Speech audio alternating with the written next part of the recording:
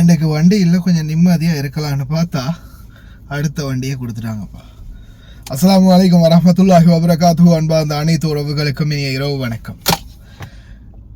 Run பண்டாகே கொள்ளா, அந்த குட்ட கலிசனோட கிரிக்கெட் அடித்த அந்த பையன் இன்னைக்கு நாட்டின் ஜனாதிபதி. ஒரு பக்கம் அவரை பற்றி, இன்னொரு பக்கம் இலங்கையுடைய ஒரு கிரிக்கெட் வீரனை பற்றி இந்த நாட்களில் மிகவும் புகழ்ந்து பேசப்படுது. பெத்தும் நிசாங்க அந்த புத்த விகாரைக்கு அருகில் தன் தாயுடன் சேர்ந்து பூவிற்ற பையன். உண்மையிலே அந்த அடிமட்டத்தில் இருந்து உயரத்துக்கு வாரதுன்றது ಅನುರಕುಮಾರ ದಿಸಾನಾಯಕ ಜನಾಧಿಪತಿ ಅರ ರನ್ ಬಂಡಾಗೆ ಕೊಳ್ಳ கட்ட கழிசமத்தாகன கிரிக்கெட் கஹாப்பு கொள்ள அப்படின்னு சொல்லுவாங்க. அந்த ரன் பண்டாவின் மகன் ஒரு கட்டை காட்சட்டையோடு கிரிக்கெட் விளையாடி அந்த பையன் இன்று நாட்டின் ஜனாதிபதி. சந்திரிகா பண்டாரநாயக்க ஒரு அது கிண்டல் மாதிரி பண்ணி பேசினாங்களே. ஒரு இங்கிலீஷ் கூட சரியாக பேச தெரியாத ஒரு பையன், கிராமத்துலேருந்து வந்த பையன் இன்றைக்கு நாட்டுக்கு ஜனாதிபதியாக இருக்கான், சந்தோஷம் சந்தோஷம் அப்படின்னு. அதே போல தான் இந்த பெத்தும் நிசாங்க இந்த சகோதரன் அடிப்படையிலேயே அப்பா அம்மா பெரிய பணக்காரர்கள், அரசியல்வாதிகள். ஏன்னா இன்ஃப்ளூயன்ஸில் தான் இந்த கிரிக்கெட்டில் 190% திறமையும் தாண்டி இன்ஃப்ளூயன்ஸ், பதவி, அந்தஸ்து, பணபலம் இருக்கிறவங்க தான் அதிகமாக உள்ள நுழைஞ்சது.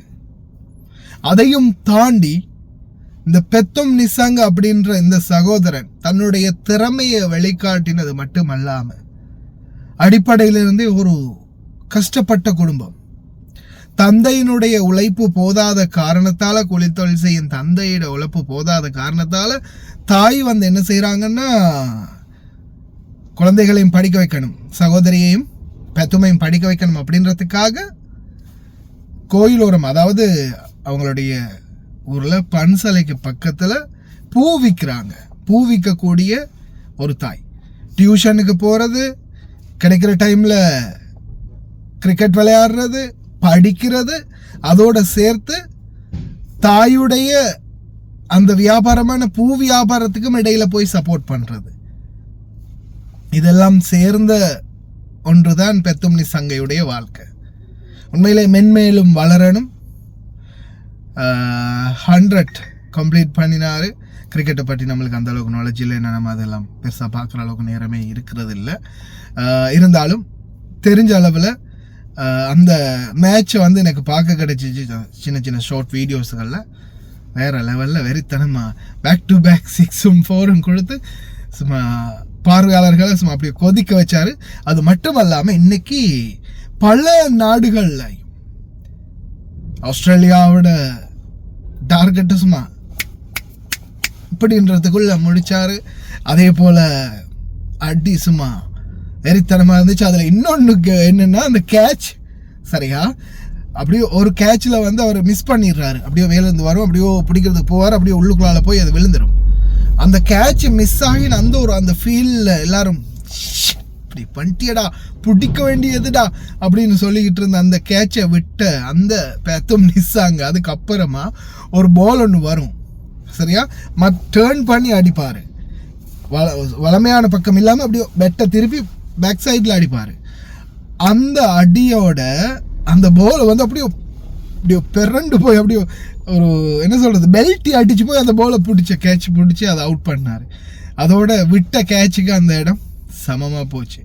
அதுக்கப்புறம் அந்த அடித்து அந்த கேட்ச் எப்படி பிடிச்சாரோ அதே அடி பார்த்தீங்கன்னா இந்த பெத்தும் நிசாங்க ஒரு அடி அடிச்சாரு, சரியாக 6 போய் விழுந்துச்சு அந்த பெட்டை திருப்பி வச்சு அடிக்கிறதுல.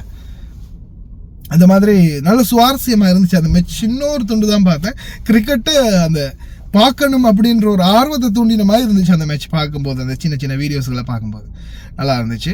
அதே மாதிரி தான் இந்த முறை இந்த மேட்சால் கிட்டத்தட்ட அன்பார்ந்த உறவுகளே கிட்டத்தட்ட 200 to 250 மில்லியன் ரூபாய் வருமானம் ஈட்டப்பட்டு இருக்கிறதா சில தகவல்கள் வட்டாரங்கள் சொல்லுது. கிட்டத்தட்ட 200-250 மில்லியன் ரூபாய் இலங்கைக்கு வருமானம் வந்திருக்குது இந்த நாட்களில். அதாவது அந்நிய செலவாணி. ஹோட்டல்கள் எல்லாம் நிறைஞ்சு, உணவகங்கள் நிறைஞ்சு, ரூம் எல்லாம் புக்காகி, பல இடங்கள்லையும் பர்ஃபெக்டான முறையில் இந்த முறை இலங்கையில் மேட்ச் நடந்தது. இலங்கைக்கு மிகப்பெரிய ஒரு சாதனை அமைஞ்சிருக்குது. இலங்கையினுடைய அந்நிய செலவாணி கையிருப்புக்கு இன்னும் பெரிய ஒரு பக்கபலமாக அமைஞ்சிருக்குது. ரொம்ப சந்தோஷம். அதே மாதிரி நாட்டினுடைய ஜனாதிபதி அனுரகுமார் பாருங்க மக்களே, நான் ஷோய்க்கில் நிற்கிறேன் இறைச்சி கடைக்கு முன்னால. என்னடா இது, ஒரு கடியில் ஒரு 5 கிலோ கவிரும் போல இருக்குதே. நாய் ஆட்டுற சைஸுக்கு இருக்குது. கடந்த காலங்களில் இதுதான் நாட்டு இறைச்சியாக விற்கப்பட்டுச்சு இந்த பங்காளி மார்க்கெட்டுகள்ல அங்கே இங்கேயெல்லாம்.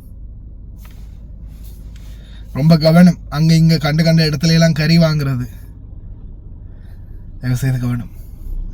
மக்களே, நாட்டினுடைய ஜனாதிபதி அனுரகுமார் திசாநாயக்க அவருடைய பல முயற்சிகள், தற்போதைய சூழல், ஒரு சிம்பிளான ஒரு மனுஷன், அதே மாதிரி மக்களுக்கு சாதகமான ஒருத்தராக இருக்கிறாரு, ஏழைகளோட சேரக்கூடிய ஒருத்தராக இருக்கிறாரு.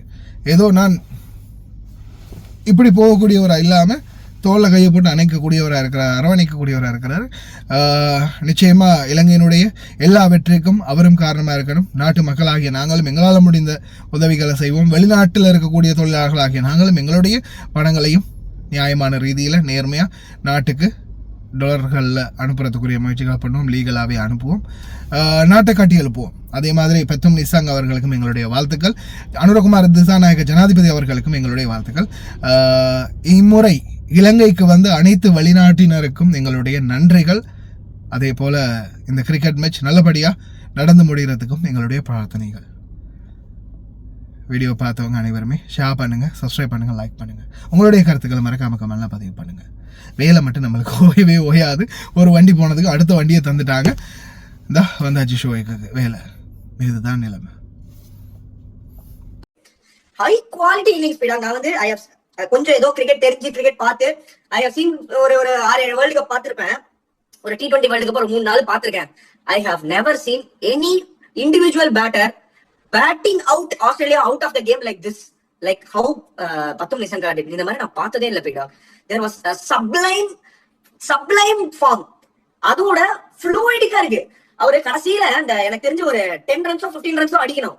ஒரு இறங்கினாரு, அமுக்குனாரு, எலிஸ் ஒரு அமுக்குனாரு, சும்மா அப்படி தட்டினாரு 6 பாயிண்ட் மேல. அதுக்கப்புறம் புட்டிங் ஸ்டாயினிஸ் கடைசியில ஒரு புட்டிங் ஒரு அடி அடிச்சாரு. 48 பால் 78, 2 overs ஸ்பேர்ல அடிக்கிறாங்கன்னா Sri Lanka is looking lethal under the heavy influence of Pathum Nissanka. நீங்க பத்தும் நிசங்கா வந்து உங்களோட ஃபேவரட் பிளேயர்.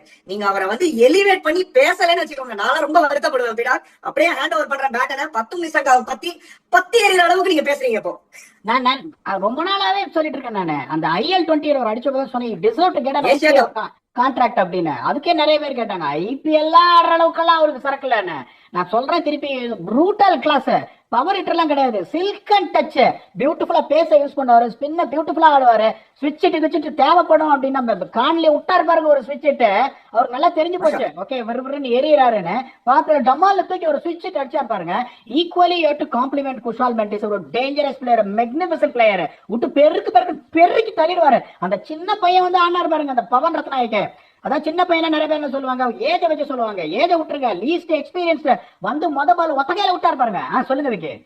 ஒரே ஒரு நான் தயவு செஞ்சு இந்த ஷோக்குள்ள நான் பண்ணல எதுவுமே. இந்த இவருக்கு மட்டும் ஒரே ஒரு நான் ஐப்பு கொடுத்துக்கிறேன். இந்த பொல்லாதவன் படம் பாத்திருக்கீங்களா? அதுல வந்து கிஷோர் வந்து சொல்லுவாரு, இந்த பாத்தியா சின்னதா இருந்து எவ்வளவு தௌலத்தா வந்து பேசிட்டு போகுது பாத்தியா, அந்த பையனுக்கு பயம் இல்ல, அந்த பையனெல்லாம் அப்படியே போகட்டணும் அப்படின்னு சொல்ற மாதிரி பவன் ரத்நாயகன் வந்து டப்பு டிப்பு ஒரு 2-3 4 அடிச்சு மேட்ச மாத்தி விட்டாரு. பிடா ப்ளீஸ் கண்டினியூ. சாரி, இந்த டயலாக் சொல்லணும்னு வச்சிருந்தேன். சொல்லியே ஆகணும், அதுதானே வியூவர்ஸ் பாப்பாங்க. Absolutely magnificent. I am always someone who feel that Charit Asalanka is a very good player. அப்படிங்கும்போது I think Sri Lankan think tank has got it right. Okay, இப்ப புதுசா வராரு Charit Asalanka experience captain Sri Lanka, ஒரு left hander அவர் இருக்கணும்னு பார்த்தேன். But Jayasuriya has been absolutely magnificent. By the time he has taken over as a coach, they are playing fearless cricket and they are playing Azarenka மாதிரி ஒரு ஆள replace பண்றதுல ஒரு சாதாரண விஷயம் கிடையாது. துஷான் ஹேமந்தா வந்து ஒரு டீசன்ட் பவுலர், அசரங்கா எப்படின்னா ஒரு ஜெனுவன் விக்கெட் டேக்கர். அதுதான் அவங்க என்ன பண்ணுவாங்கன்னா பவர் பிளேல சோக் பண்ணுவாங்க தீக்ஷனா வச்சுட்டு, அதுக்கப்புறம் ஏகப்பட்ட பிச்சு ஏகப்பட்ட ஸ்பின்னர்ஸ் இருப்பாங்க, துனித்துவரலை காமிந்த மெட்டிஸ் எல்லாம் கை சுத்துவாங்க, அசலங்காவும் கை சுத்துவாரு. இவங்களுக்கு அதான் பாதி anyone is going to argue. இப்ப அவங்க என்ன பண்ணாங்க, பியூட்டிஃபுல்லா ஜாம்பாவை பியூட்டிஃபுல்லா நெகேட் பண்ணாங்க. ஒரே சான்ஸ் அவங்களுக்கு கேமுக்கு திரும்பி வரணும்னா ஜாம்பா தான் வச்சு பின்னிட்டாங்க ஜாம்பாவையும். சோ அதுல எந்த சான்ஸுமே கிடையாது.